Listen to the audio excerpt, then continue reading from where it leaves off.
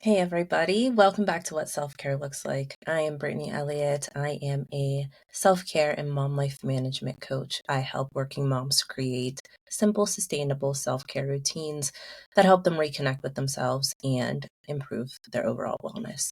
And today I'm going to be talking about what self-care looks like for me. It's actually a question that I've been getting not through the avenues of the podcast, but out in my real life when I'm doing workshops and when I'm just having conversations with other coaches and other professional women. And I think it's important as a self care coach for y'all to know that I do prioritize my own self care, and it looks differently for me now than it did when I first started my self care journey back in 2020. And so, before we get into it, I want to tell you a little bit about my motherhood journey first. So, I had not planned to have kids. I don't remember the last time I told myself, like in my life, that I was going to have children. So I'm sure when I was a young girl, I had talked about having kids. And I'm sure of that because I think it's just a natural thing that we do as kids. And my daughter, who is 6 now, she just recently was playing with dollies and telling me about how it was her daughter, and she wonders what her kids will be like and who will she marry and all these things. But I know that I was very much uh like career focused and career minded, and I always knew that I wanted a husband. That was always my goal, was to find a life partner, and then for he and I to decide together if we were going to have children. So that was the plan. So what happened was that back in 2017, in February, my husband and I had our first date in February 2017. And by July of 2017, I was pregnant. And so it was a lot because I had not you know, ever been pregnant before. I had never been like irresponsible, let's just say. And just to keep this a little bit PG 13.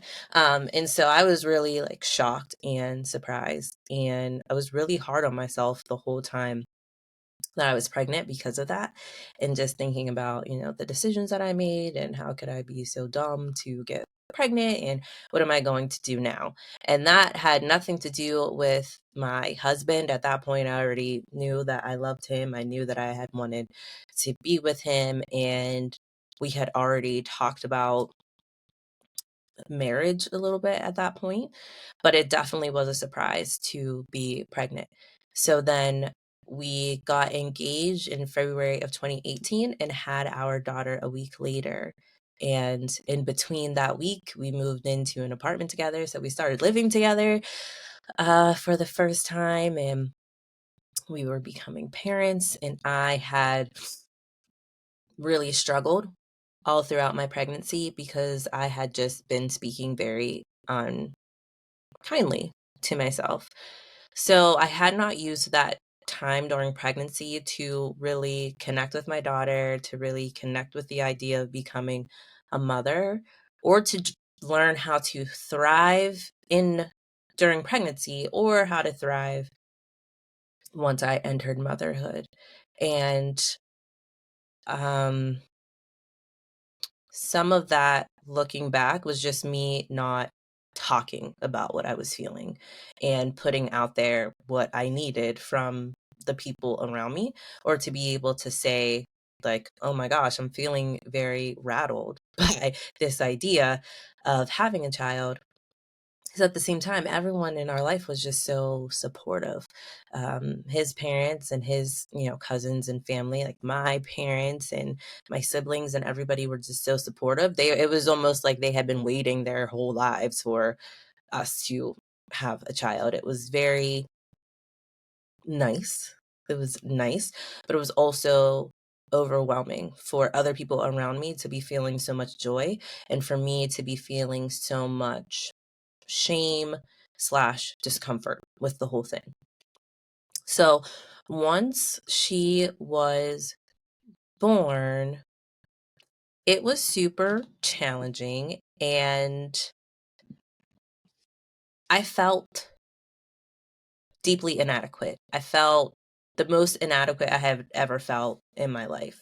Like starting new jobs, starting college, starting grad school, getting in and out of different relationships, learning people. Like, it's just, I had never felt that inadequate in my life. So I was looking forward to going back to work. And once I got there, everyone was asking about my daughter, and everyone saw me as a mother, and I felt reduced. So all the compartmentalizing that I had done throughout my life to have, this is my life at work, this is my life when I'm in a relationship, this is my life with my family, which really boils down to me creating all these different Britneys that show up at these places. And I guess really not showing up authentically just in life and just being like, hey, I'm here. This is who I am, wherever I am.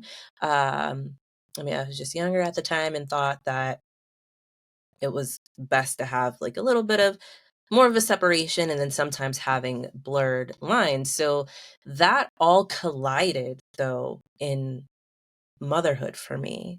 And I truly struggled with that.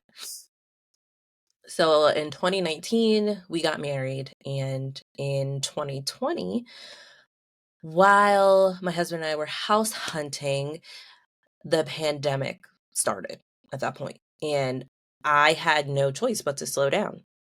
We were on lockdown. We couldn't do anything. I was still working, but working from home. And my husband was working one of his jobs and not the other. So he would leave in the mornings and go out for work, and he did like all the stuff, like the grocery shopping and whatnot. Because our daughter, she was 1 at that point. Like we did her, wait, 1, I'm lying, 2020. She was 2. We did her second birthday party, like at home, just us. Like people sent gifts and we wrapped them, and then we just like took videos and took pictures and sent them out. So, I mean, 2, she's little. So we were, parenting and hanging out at home. And luckily, we love each other so much, my husband and I. I know a lot of relationships did not survive the pandemic, but we're good. We're great. He was a good pick, love him so much. But in that downtime, I realized just how disconnected I was from myself and how much doubt and uncertainty I had just within myself. Not as a mother, but I just didn't trust myself anymore because I didn't recognize how my life looked. So I really got to work on reconnection and really just making myself happy. And that was the shift. So from the time that I had found out that I was pregnant and told people that I was pregnant, I felt like I was living my life based off of the things that made other people happy. And so, like, even having a baby shower, I really wasn't interested in doing that. And so I let other people, plan it and do whatever made them feel happy to it. So feel happy with it. So when I got there, I just remembered not wanting to be there. Our wedding, I loved the fact that we got married, but the wedding experience, like, I did not have the best day. It was very tough because our daughter was 1, a little over 1, so she was very needy of me, and it just didn't go how I'd imagined that my wedding would go. And we talked about this in a past episode, like those expectations and standards. And so when I'm bringing you information and resources, I'm pulling from my own life experience and also the experiences that the women I've coached and the women I've worked with have shared with me. So it's not these things that are just coming out of left field and I'm just coming on a podcast and saying, hey, do this because anybody can do it. Now, I completely understand the struggle, and I understand that a lot of the struggle is an internal one. And we are scared a lot of times to say what we are feeling, as I was scared at the time to talk about how I was feeling. And now I'm on the other side of that and I can be honest about it. And so if you are feeling any of these ways, I want you to, one, feel validated, because you can go through um, very much what I call a shattered sense of self, especially when things are not marrying up to how you expected them to go. And I also want you to be encouraged to talk about it, to talk it out, and to take the tips that I share and actually apply them in your life. Because I'm telling you, when you are focused on reconnecting and making yourself happy and really doing things that make you feel your best self, you are going to show up better for other people. And that essentially is the goal. So for me, when I started taking time for myself, it was like little small nuggets of time, 5 minutes. And first, it started with the shower. So when I first became a mother, I started like rushing in the shower just so I can get in and get out and get back to mothering. But I started to take my time in the shower. And at first it was very hard. So I would actually, after I washed up, I would set a timer or play a song and not leave. I wouldn't let myself leave out of the shower until that was done.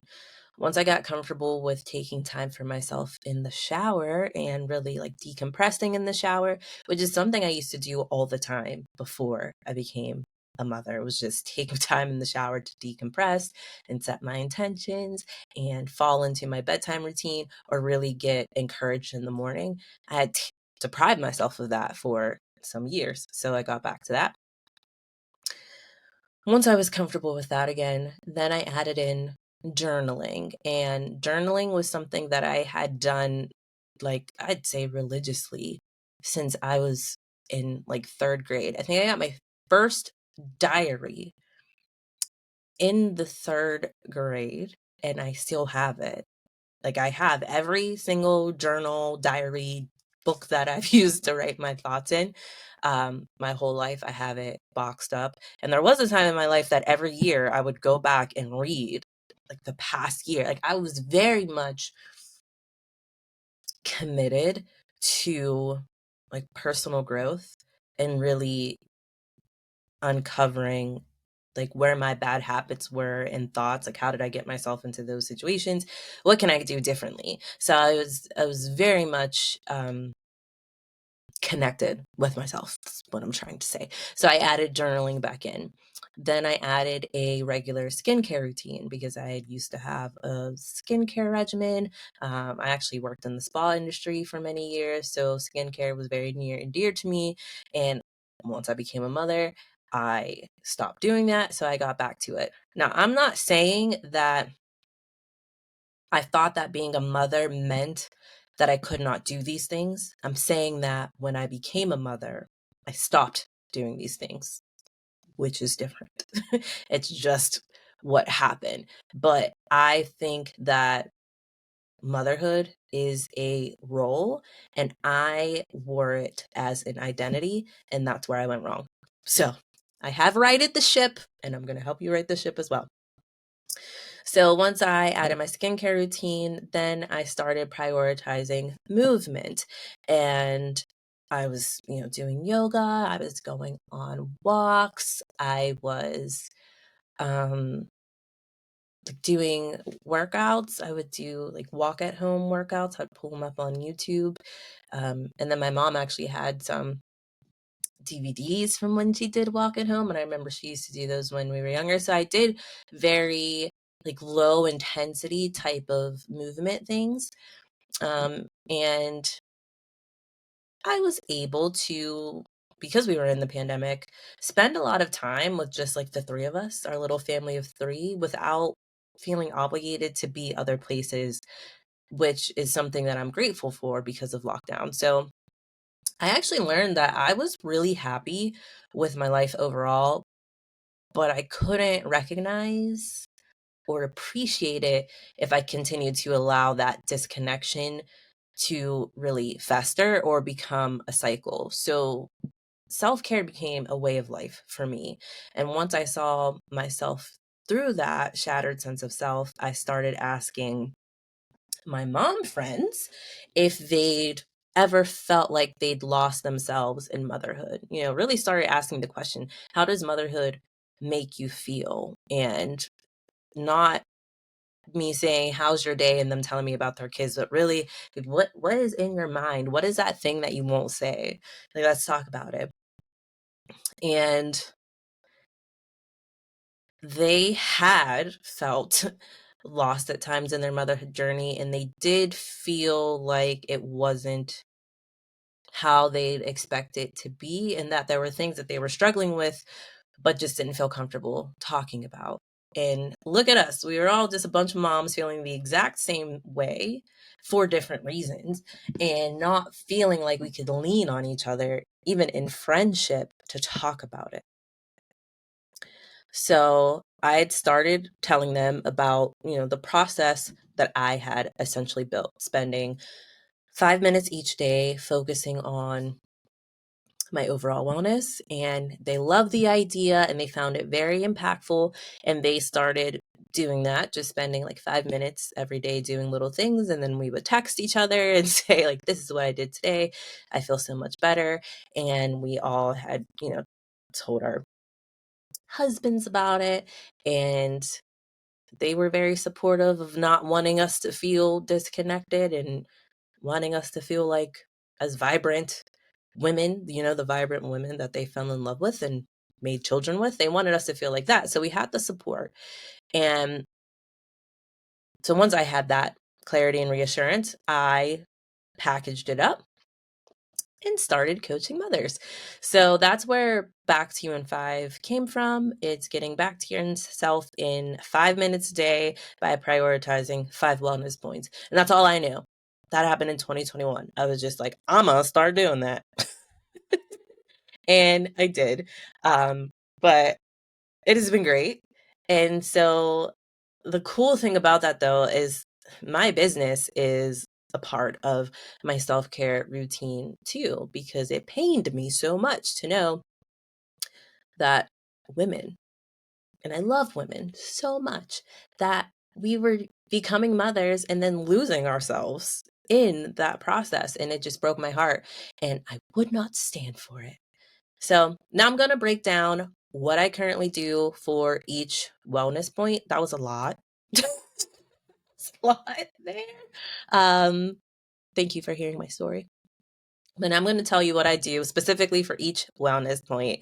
Um, and then I'll get you out of here and on your way so you can listen to another episode.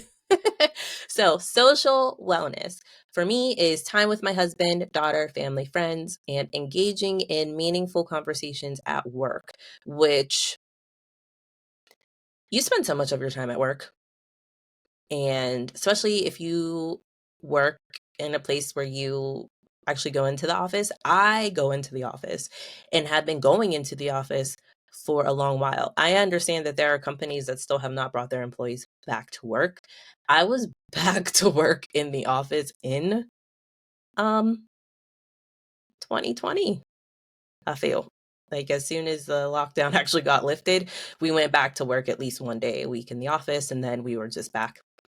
So, talking to the people at work, like getting to know them. I spend all this time with you, and like I wanted to build relationships with people at work who I vibed with, and so I do that. Um, I focus on meeting new people and going to networking events and nurturing relationships with the people that I meet. For my physical wellness, I do 20 to 30-minute workouts Monday through Friday. I've recently added one weekend day into the mix, which has been helpful because I'm really trying to like just tone up. Like there's this look that I'm kind of going for. Like I just want to be more tone, and I know I can do it without like having to be on a diet and without having to deprive myself of any of the things that I enjoy. It's just all about how I do with my weight training and cardio. I drink smoothies. I eat when I'm hungry. I used to wait to eat. So let's say, because I grew up in a life before where, you had scheduled lunch breaks. So it's like, you're going to lunch at 11 because I worked in retail for many years. And so I created this habit of not eating until a certain time. So if I get hungry at 10:15, I'd be watching the clock like, oh, I can't eat until 11. Well, now I eat when I'm hungry, which has changed my life tremendously to just eat as soon as I'm hungry. And if I think that it's a weird time for me to be having hunger pains, I just drink water.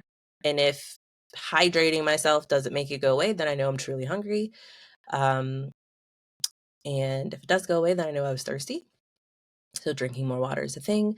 For my spiritual wellness, it's yoga, meditation, and prayer for me. Emotional wellness is journaling and talking through my feelings with my husband.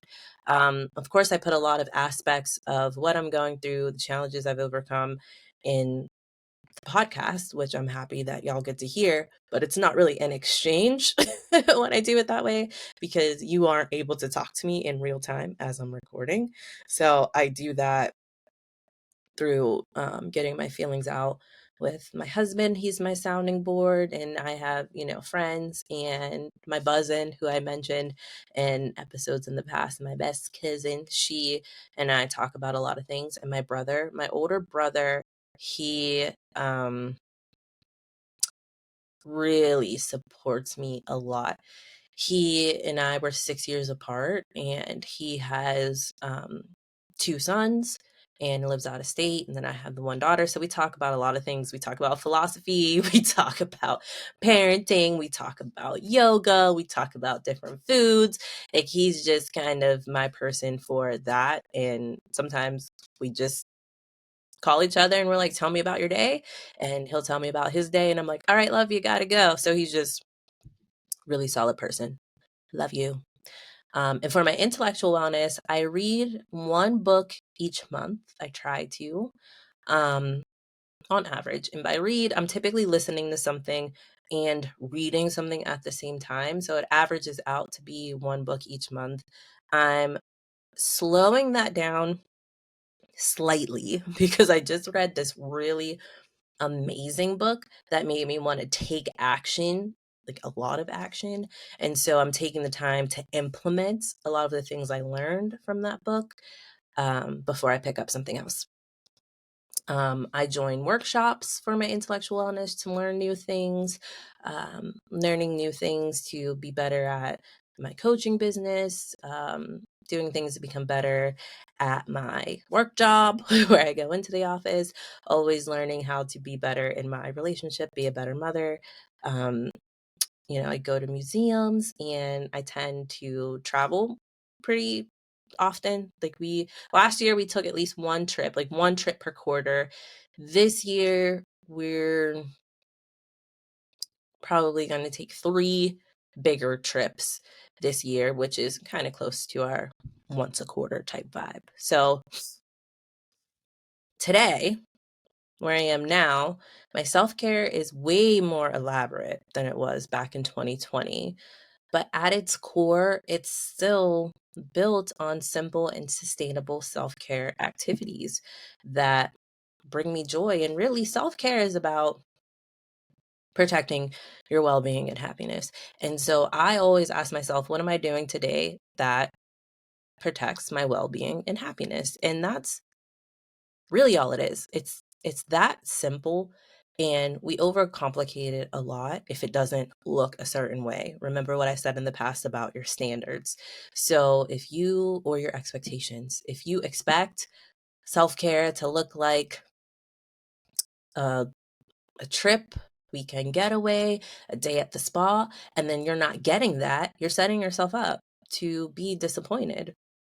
But if you really come to terms with the fact that self-care can be just as simple as drinking your coffee while it's hot, while you sit outside and watch the sun come up or watch the sun set, or when you eat your dinner at the appropriate temperature that it's supposed to be, or when you get an aromatherapy disc and you throw it in the shower during a time where maybe no one else is in the house, and you light a candle and you have like your favorite jams on, um, or when you take a scenic route home, like maybe not your the quickest route home, you take one that takes you a little longer so you can decompress as you drive and it's not as much traffic, so there's not a lot of like stop and go and not too many turns.